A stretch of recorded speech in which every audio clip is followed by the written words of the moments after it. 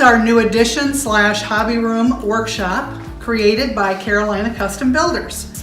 This section that you're standing in is a garage, a one car, a little wider and taller than normal for my husband's storage and his pickup truck.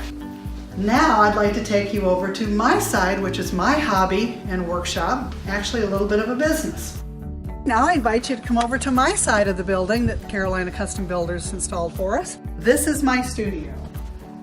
It's about 26 feet deep. The entire building is 44 feet wide, and I have approximately half of it back here. But we have turned this half into a Stitchmeister studio for my embroidery and quilting. We have the sewing machine and desk area, including a nice monitor so that when people come in, I can share with them and sit down with them and work to create their